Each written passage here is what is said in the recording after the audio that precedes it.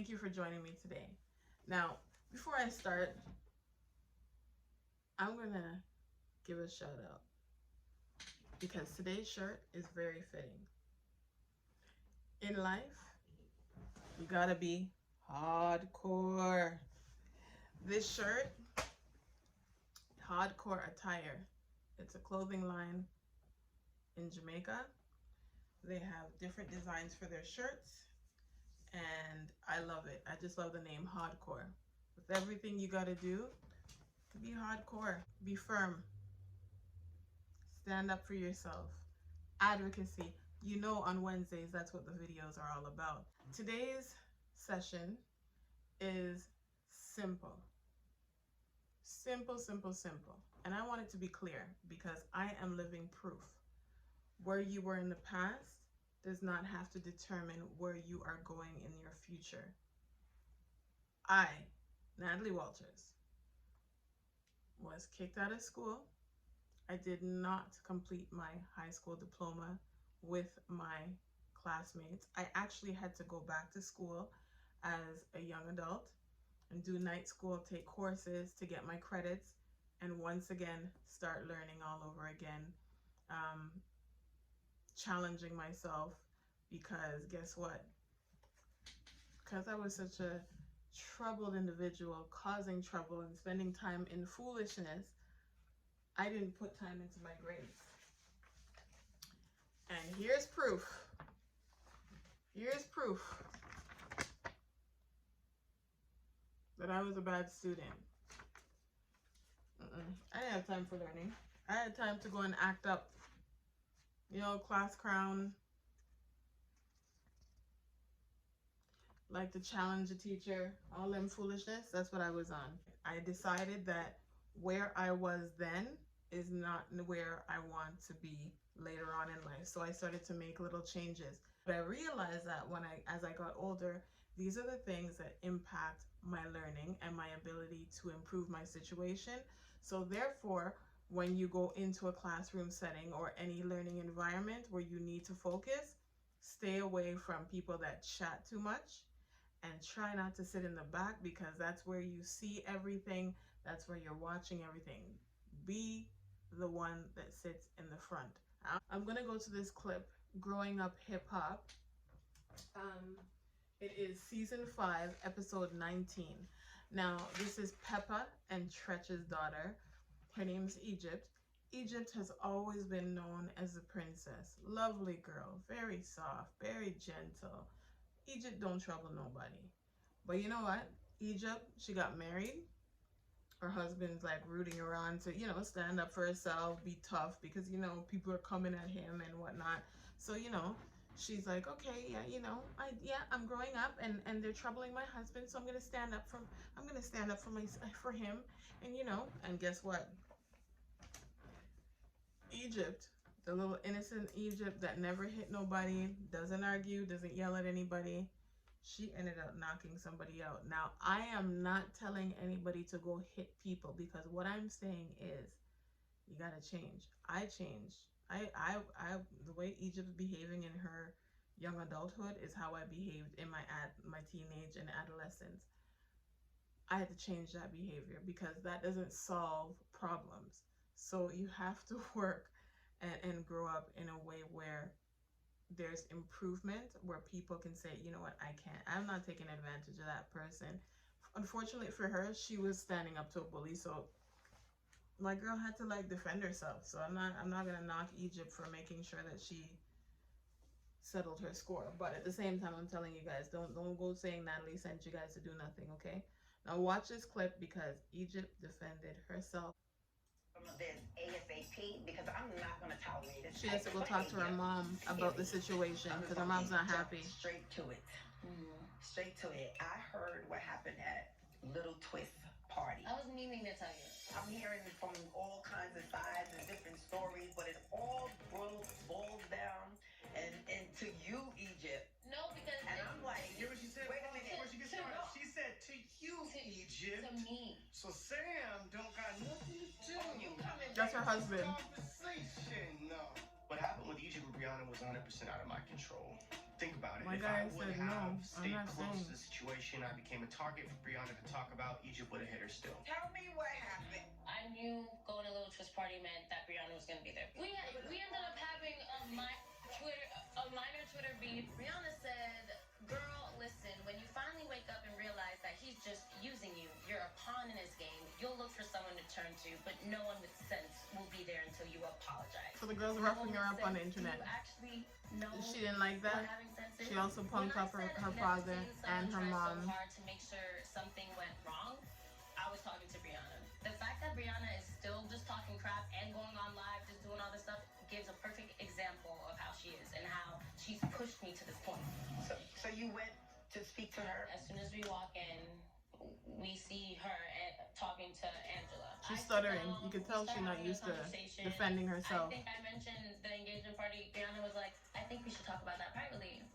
We were talking. She was like, "You seem very hostile." And I'm just like, well, Egypt showed up hostile because she had the support of her husband, and she had support, so she felt good. You're trying to set up something like you can't even. Oh, you came in. Wait, like, you had a conversation and wait, what? Her mom's like, "Don't play. Tell me the truth." It's how she's disrespected everybody, Sam. Like, she's disrespected every single body. Right. It just ended up getting to the point where she like got up, put her chair back. I was just like, I didn't hesitate. I was like, "What's up?" Hey, hey. I heard her once. No. Like, Egypt don't do them things. Tyson. Stop. And you hear him? About Tyson. Okay, so, as I said, Egypt don't trouble nobody. The girl that she stood up to, Brianna, is always on her case because she doesn't like Egypt's husband. Egypt doesn't care to hear it from Brianna. She doesn't care to hear it from her cousin or anyone else. She loves her man. Brianna now punked off Tretch and Peppa and is going after Brianna's man, ruined their engagement. So poor Egypt is like, enough is enough. I'm done. Everybody always sees me as this nice person. I'm done. Now, I'm not saying she needed to handle it with physical violence, but the thing is, you can see the husband's like, yeah, he was proud because you know what? He was wanting somebody to knock out the other one a long time ago, and knowing that his wife did that, he's like, well, she didn't knock her out. She boxed her up 2 times, and, he felt nice. The problem is, and this is why when you advocate for yourself, you need to make sure that you're confident and you're fearless and don't depend on anybody else unless you pay them. And even when you pay them, you still have to be like, you have to challenge them too, because sometimes they'll want more money and pull little tricks on you on the side. But be firm, because he's her man. He knows the shit. And when he came there with her to speak to her mother, he saw that his mother-in-law was like, this is not what I know. Why are you doing that? And instead of him sitting there with her and saying, you know what, I'm going to let her talk, and then if anything, I have to say anything, he clearly said, oh, Egypt, this is for Egypt. So I'm just going to go out there. Yo, brethren, that's rude. But at the same time, that's her husband. She'll handle that her way. My point is,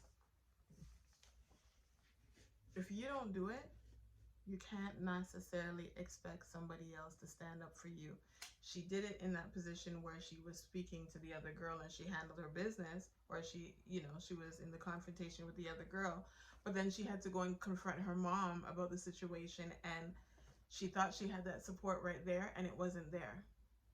Sometimes you may not have support, but there is an injustice that's happening to you. And if you feel that you do not need to be in the situation, then guess what? You stand up for your right.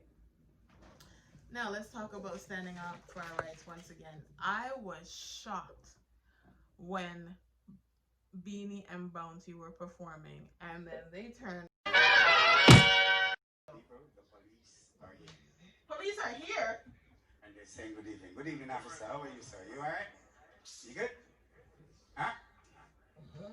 Krista? Everything good? Alright, can we not do this right now? The world is watching us right now. Can we not do this right now? What did he do? This right now? We got 500,000 people watching us right now all over the world. Do you want to be that guy? Do you want to be this guy? You want to be that guy? Do you want to be that guy? Do you want to be that guy? Listen. Yeah. No. Yeah. Is that going to become my shop empty?